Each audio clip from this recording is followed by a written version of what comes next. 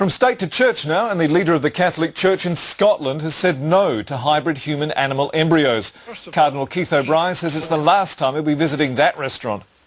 Back to affairs of state again, and Zimbabweans go to the polls this Saturday with unemployment at approximately 80% and inflation estimated by economists to be running at 50,000%. However, President Robert Mugabe claims that incidents of public opposition to his policies will always be lower under a Mugabe government. To the US elections now, and Senator Barack Obama's campaign for the Democratic Party nomination has received a much-needed fillip this week with a surprise endorsement. Aaron Cheviot joins me now from Canberra. Aaron Cheviot, why the decision to endorse Barack Obama? Well, Senator Obama has a fresh and relevant message. It looks to me like a man who can affect real change in the United States. Yeah, look, I understand that, but why are you endorsing him? Well, I'm not in the running, so I thought it best to throw my support behind Barack. Yeah, but aren't you really just simply giving your opinion on who you believe is the best Democratic candidate? It's not really an endorsement, is it? No, it's an endorsement. I am endorsing. Yeah, but an endorsement implies that the endorser has some importance, some sort of relevance to the person he's endorsing. No offence, but you're not exactly Oprah Winfrey, are you? Oh, I don't know about that, Sean. I mean... What are you saying? You are Oprah Winfrey? Well, I'm not without influence. I am a politician, a brother Democrat if you like. Yeah, but you're an Australian Democrat. Your endorsement of Barack Obama is highly unlikely to be picked up by the American media. You're forgetting YouTube. YouTube. How many hits did Lynn Allison's policy launch get last year? 3. Yeah. I told her not to wear that dress. Let's face it, Aaron, the only people who are going to hear about your endorsement of Barack Obama are Australians, to whom it's completely irrelevant. Well, many Americans come here on holidays. I'm looking after the postal vote for Barack. Is this the future for the Australian Democrats? No impact domestically, so you look after the postal votes of other countries? Our motto is what it's always been, Sean, to keep the fuckheads honest. You mean bastards? Well, we may be mean, Sean, but we make no apology for it. I'm sorry, but we don't. Thanks, Aaron. 1 minute 15, that's not bad. Has he gone? I do enjoy those wipes, they're very refreshing. Let's have another one. And before we go to the break, the headlines so far. Rare blue whale population discovered off the coast of Chile. Japanese scientists to investigate. Garrett's solution to plastic bags. Give them to me, I love them. And David Helfgott takes advantage of his surplus carbon credits. Much more momentarily.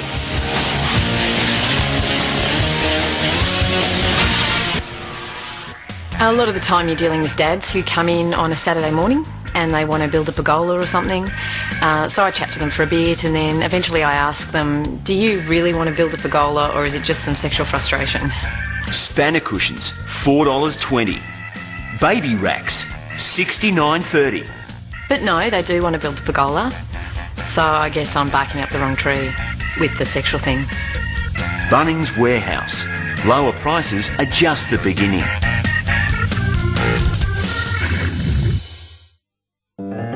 This week on Lenny Riefenstahl's Hollywood. I wanted to inject a little more realism into Chaplin's character of the little tramp. I wanted to emphasize the poverty and shame of homelessness. So I had him living in a gutter and dying of dysentery and scabies. It wasn't all that funny, but it was beautifully lit. Lenny worked only 2 days on the Chaplin film. After the studio saw the rushes, she was fired and did not work again for 5 years. Of course, they were prejudiced against me because of my friendship with Hitler and my films celebrating the gloriousness of the Third Reich. Because of this, they thought I was a Nazi. It is complete nonsense. Lenny Riefenstahl's Hollywood, Fridays at 7:30, followed by Viva Guano, Mexico's surprising contribution to the space race.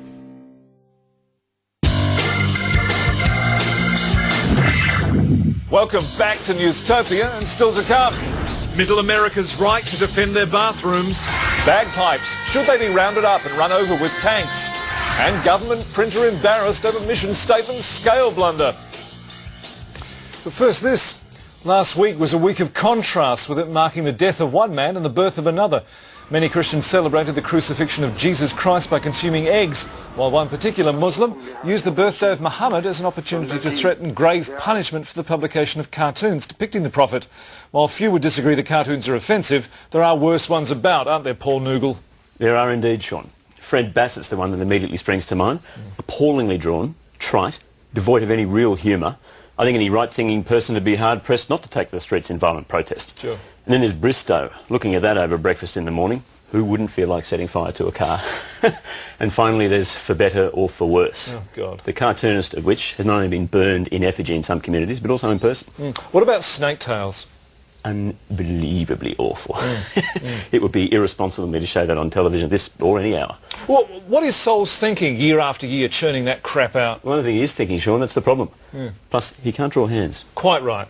Paul Nougal, thank you for putting this cartoon debate into some sort of perspective. Like Wizard of Id, though. Well, cynics might say that good news doesn't make for a good news story, but that's typical of people like that, and you really have to question their motivation. Tony King-Ladle proves them wrong. 3 years ago, doctors told the parents of 6-year-old Vanessa Eblin that their daughter would never walk again. But now she leads a normal, active life, just like any other 9-year-old. Vanessa's mother says it's a miracle, but Vanessa's doctor has another explanation.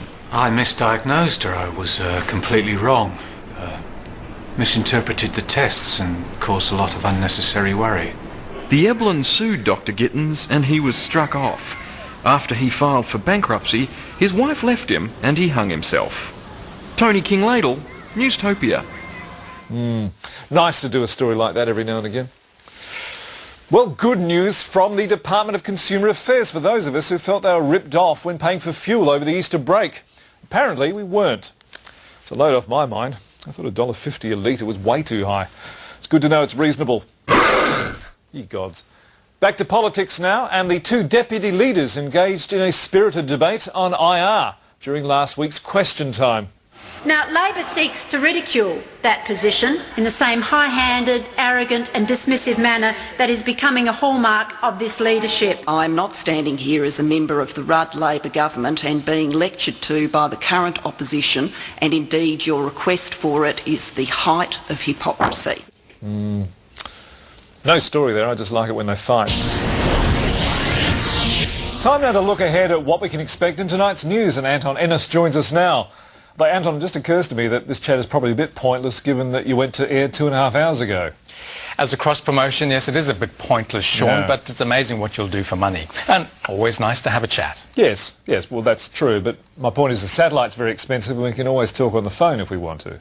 Well, we could, or we could talk about what's in tomorrow's news. Isn't that a bit difficult?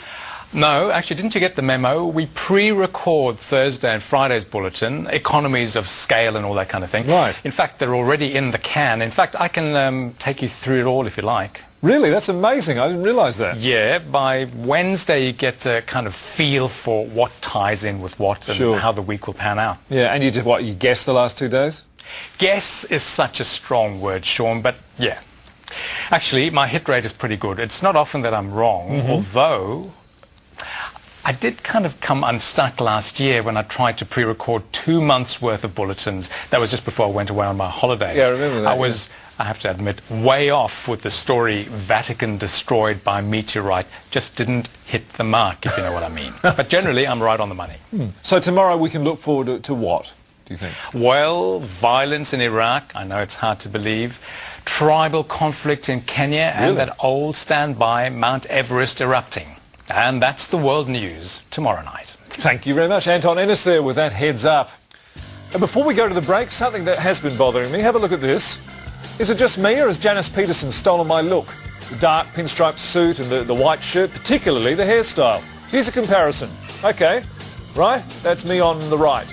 My left, your right. I'm the one talking anyway. It's confusing because we look so identical. Anywho, what do you think? Send your entries to the usual address, and we'll see you in a sec.